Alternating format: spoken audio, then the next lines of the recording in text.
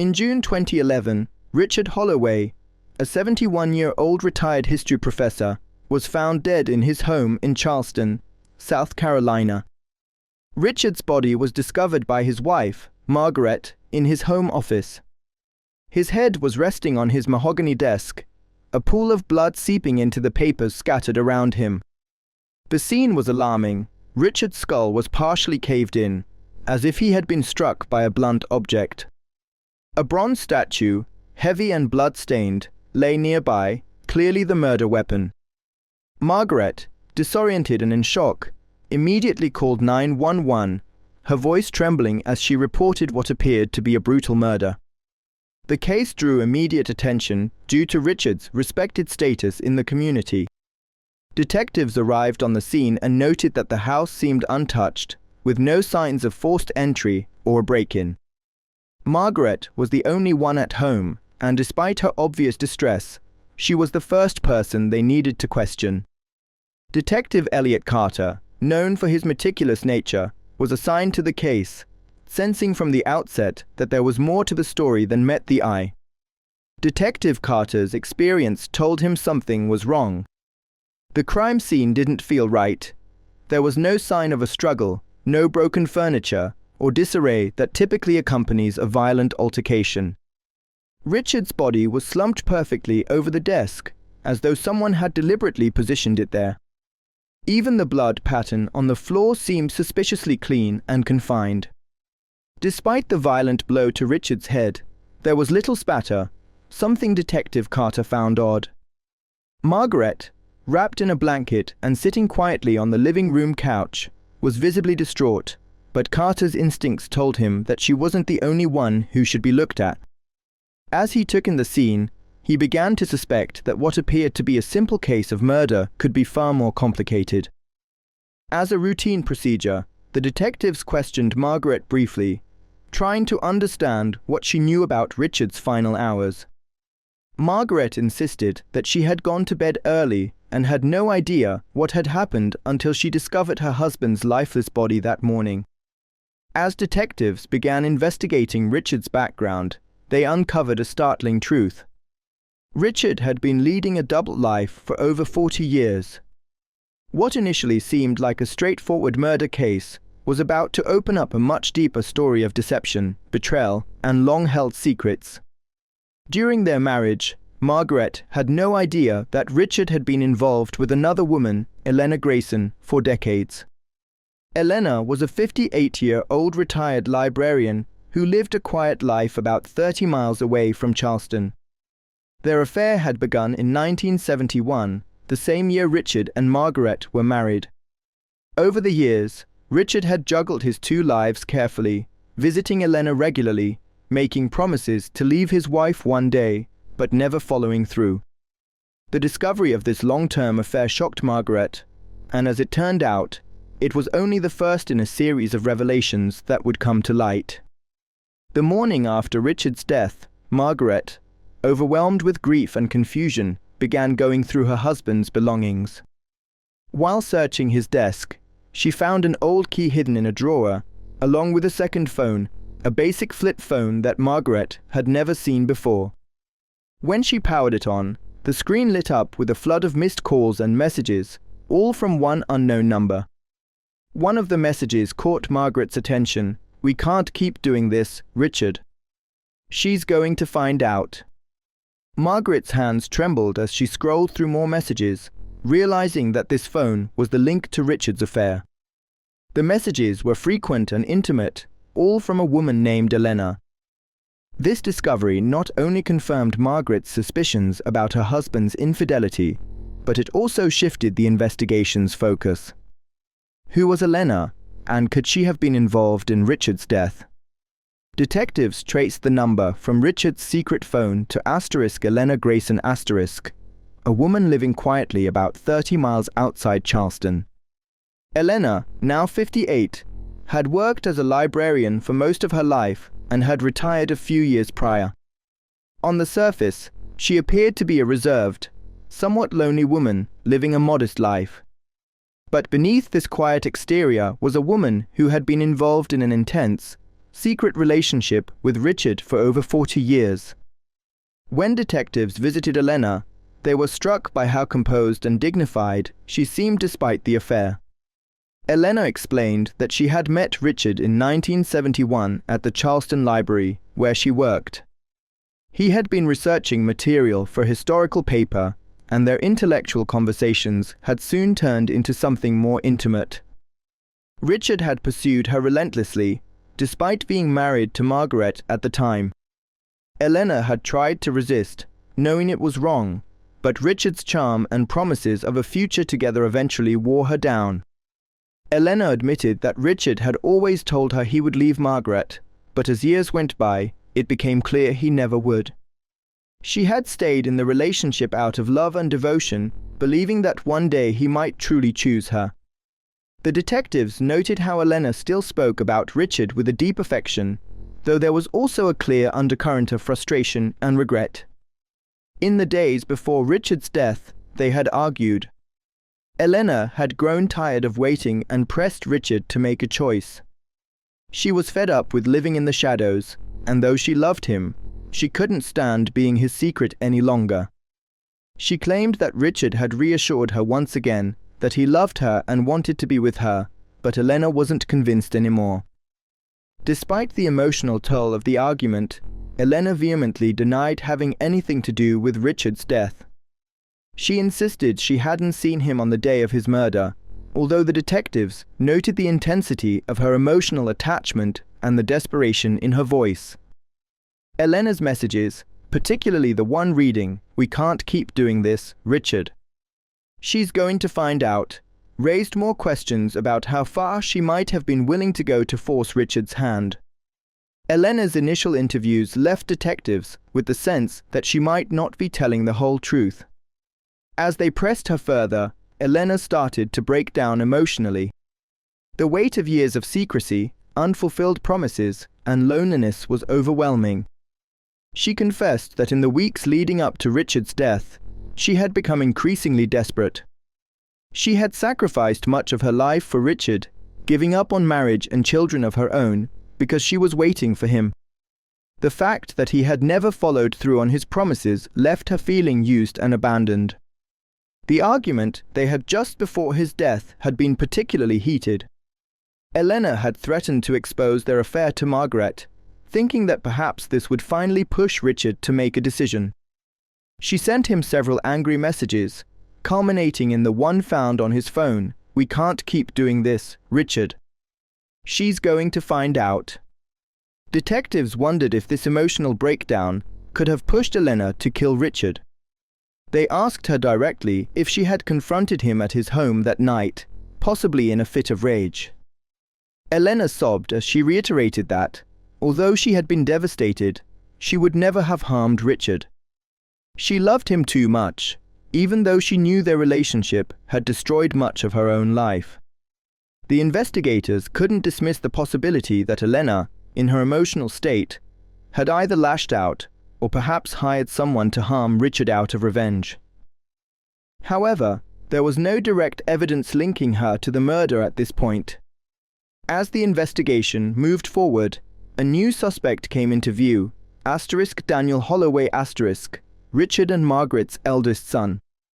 At 38, Daniel had never lived up to the family's high expectations. While Richard had been a successful professor, Daniel had struggled to find his path. He had tried his hand at various business ventures, none of which had succeeded. The pressure to live up to his father's legacy weighed heavily on him, and the father-son relationship had been strained for years. Detectives discovered that Daniel had recently taken out a $250,000 life insurance policy on Richard. The timing was incredibly suspicious. The policy had been signed just days before Richard's death. On paper, it seemed like Daniel had a clear financial motive to kill his father. He was deeply in debt, with creditors hounding him, and the life insurance money would have been a lifeline. When detectives questioned Daniel, he appeared defensive and evasive. He claimed that the life insurance policy was just a precaution, and he had no idea his father was about to die. He was in Atlanta for a business meeting on the night of the murder, providing him with a seemingly solid alibi. Still, the combination of Daniel's financial desperation and the insurance policy couldn't be ignored. Detectives began to explore the possibility that Daniel might have hired someone to kill his father, orchestrating the crime from a distance while maintaining his alibi. His strained relationship with Richard and his pressing financial troubles made him a compelling suspect. As detectives dug deeper into Daniel's financial situation, they uncovered just how desperate he had become. Daniel had been borrowing money from family members, friends, and even loan sharks. His failed businesses had left him bankrupt, and he was on the verge of losing his home. It became clear that Daniel had been living on the edge for years, and the life insurance policy was his last hope for financial survival. The fact that Daniel had taken out the policy so close to his father's death was incredibly damning. When asked why he had done it, Daniel claimed he was simply being practical, knowing his father was getting older. But detectives weren't convinced. Daniel had shown little interest in his father's well-being before, and the sudden urgency of the insurance policy raised red flags. However, Daniel's alibi appeared solid. He had been in Atlanta at the time of the murder, attending a business meeting with multiple witnesses. While it was possible that Daniel had orchestrated the murder from afar, detectives lacked the concrete evidence to make an arrest. They couldn't shake the feeling that Daniel's involvement was more than just a coincidence, but without proof, they were stuck. By this point in the investigation, detectives had narrowed down the suspects to 3 individuals, each with a compelling motive. 1. Margaret Holloway the betrayed wife, who had discovered her husband's decades-long affair. Margaret had every reason to want Richard dead, especially after finding out about Elena. However, her grief seemed genuine, and there was no hard evidence linking her to the crime. 2. Elena Grayson the long-suffering mistress, who had devoted her entire adult life to Richard and had grown increasingly desperate when it became clear he would never leave his wife. Elena's emotional breakdown and the heated argument before Richard's death made her a strong suspect, but again, no direct evidence tied her to the murder. 3. Daniel Holloway the financially desperate son, who had everything to gain from his father's death. The life insurance policy was a glaring red flag, and his strained relationship with Richard added to the suspicion. However, Daniel's airtight alibi made it difficult to prove his involvement. Despite having 3 strong suspects, detectives were no closer to solving the case. Each suspect had a motive, but none had solid evidence linking them to the crime scene. It was a frustrating deadlock. The investigation took a dramatic turn when the toxicology report on Richard's body came back. It revealed that Richard had been drugged with a rare, powerful sedative before he was killed. This discovery changed everything. The sedative found in Richard's system would have rendered him unconscious within minutes, meaning he couldn't have defended himself against the fatal blow to his head. This pointed to premeditation. Someone had deliberately drugged Richard to ensure he wouldn't struggle or resist during the attack. The discovery of the sedative narrowed the field of suspects. Whoever had committed the murder had access to this specific drug and the knowledge of how to administer it without arousing suspicion. Detectives began looking into medical records and prescription histories for all 3 suspects, trying to trace the source of the sedative. This new evidence pointed to a calculated, deliberate crime. Whoever had killed Richard hadn't acted in a fit of passion, but had carefully planned every step, ensuring that Richard would be incapacitated and vulnerable when they delivered the fatal blow. This raised even more questions. Who had the knowledge, access, and cold-blooded intent to carry out such a methodical murder? With the discovery of the sedative in Richard's system, detectives began revisiting their suspects, this time focusing on anyone who might have access to such a drug. As they dove deeper into the personal histories of Margaret, Elena, and Daniel, they found something in Margaret's past that stood out. Margaret had briefly worked as a nurse when she was younger, before becoming a stay-at-home mother to raise their children. During her time as a nurse, Margaret would have had access to a variety of medications, including powerful sedatives like the one found in Richard's body. Detectives began to reconsider their initial impressions of Margaret. Up until now, they had viewed her as the grieving wife, devastated by her husband's betrayal and struggling to cope with the shock of his affair. But could Margaret's grief have been a cover for something more sinister? Was it possible that she had discovered the affair earlier than they believed and had been planning her revenge? The revelation of Margaret's nursing background, combined with the discovery of the sedative, made her a prime suspect once again. Detectives theorized that Margaret, having found out about Elena, might have decided to kill Richard in cold blood. Her knowledge of sedatives would have allowed her to drug him without raising suspicion, ensuring that he would be incapacitated before she delivered the fatal blow. However, Margaret's emotions still seemed genuine, and the detectives struggled to reconcile the image of a loving, betrayed wife with that of a cold-blooded murderer. They needed more concrete evidence to tie Margaret to the crime. As the investigation into Margaret deepened, detectives received a surprising phone call from Elena Grayson Starr. Elena, who had been visibly distressed during earlier interviews, had contacted the police, stating that she had something important to confess.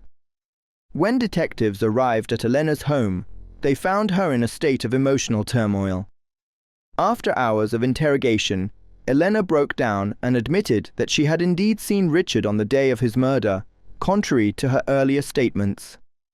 According to Elena, Richard had come to her house in the afternoon and they had argued about their future. Elena had once again pressed Richard to leave Margaret, but Richard, growing more defensive and distant, had refused. In a fit of rage and heartbreak, Elena had threatened to tell Margaret everything. Richard, unfazed by her threats, had stormed out of her house. Elena claimed that this was the last time she saw him alive. However, Elena admitted that she had considered doing something drastic to force Richard to choose her once and for all. She confessed to searching online for ways to incapacitate someone without causing lasting harm. This search history caught the attention of detectives, as it suggested that Elena had been thinking about using drugs or some other means to control Richard's actions. Despite her emotional confession, Elena maintained that she had not killed Richard. She admitted to being angry and desperate, but she insisted that she had never actually followed through on her dark thoughts. The detectives, however, couldn't ignore her admission about researching ways to incapacitate Richard. This suggested that Elena had been closer to taking action than she wanted to admit. While the investigation focused on Margaret and Elena, detectives continued to probe Daniel's life for any signs that he might have been involved in his father's death. Daniel's financial troubles were well documented, and the timing of the life insurance policy remained suspicious. However, it was Daniel's alibi that had kept him from being a primary suspect. He had been in Atlanta on the night of the murder, with multiple witnesses placing him at a business meeting. But as detectives dug deeper, they discovered something unusual. Daniel had been in contact with the private investigator just days before his father's murder. This investigator specialized in gathering dirt on people, affairs, financial misdeeds, hidden assets. Detectives theorized that Daniel might have hired the investigator to dig up information on his father, either to blackmail him or to discredit him in some way.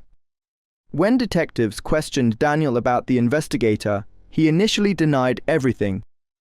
However, when confronted with evidence of the payments he had made to the investigator, Daniel finally cracked.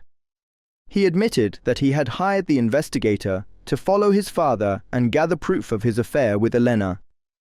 Daniel had hoped to use this information as leverage, either to force Richard to give him money or to control the family's estate after his father's death. But Daniel maintained that he hadn't planned to kill his father. He insisted that his goal was to exploit the affair for financial gain, not to harm Richard. Detectives were skeptical. Daniel's desperation and mounting debts made him a prime candidate for someone willing to do anything for money. They began to wonder if Daniel, unable to get what he wanted through blackmail, had decided to take matters into his own hands. Just as the investigation seemed to be closing in on one of the three primary suspects, a new piece of evidence surfaced that threw the case into chaos. Forensic analysts reviewing surveillance footage from the Holloway home on the night of the murder discovered a fourth suspect an unknown figure caught on camera near the back of the property around the time of Richard's death. The footage was grainy, and the figure was dressed in dark clothing, making it impossible to identify them. However, the mere presence of this person raised new questions. None of the three main suspects had mentioned anyone else being involved, and the figure's identity became a crucial mystery for detectives to solve. Could this unknown individual have been hired by one of the suspects? Or was this person acting independently, with a motive that hadn't yet come to light? The detectives were left with more questions than answers, and they scrambled to identify the mysterious figure in the footage. As the investigation reached its climax, detectives finally uncovered the truth about Richard's murder. After piecing together the timeline of events, reviewing phone records, and analyzing forensic evidence, they realized that the murder had been a collaborative effort involving more than one suspect. Margaret, devastated by the affair, had discovered Richard's infidelity long before the night of his murder. She had confronted Richard several times, but he had always brushed her off, telling her that his relationship with Elena was meaningless. However, Margaret's anger and resentment had festered, and she had reached out to Daniel confiding in him about the affair. Daniel, seeing an opportunity to solve both his financial problems and his family's issues, had concocted a plan. He knew about his mother's pain and about Richard's affair, and he saw the life insurance policy as his ticket out of debt. He convinced Margaret that they could both get what they wanted if they worked together. The plan was simple. Margaret would drug Richard using her knowledge of sedatives from her nursing days, rendering him unconscious. Once Richard was incapacitated, Daniel would arrange for someone else, an outside party, to deliver the fatal blow, ensuring that neither Margaret nor Daniel would be directly implicated. The fourth suspect seen in the surveillance footage was the hired killer, someone Daniel had paid to carry out the final part of the plan. This person's identity remained hidden for much of the investigation, but eventually, detectives tracked down the killer through phone records and payments Daniel had made in the days leading up to the murder. In the end, both Margaret and Daniel were arrested for their roles in the murder. Margaret's grief had turned to anger and bitterness, and Daniel's financial desperation had driven him to orchestrate the crime. Together, they had planned and executed Richard's murder, hoping to rid themselves of a man who had caused them both so much pain. This conclusion revealed the complexity of the crime. It wasn't just one person acting out of passion or desperation, but a carefully coordinated effort by two people who felt betrayed and abandoned.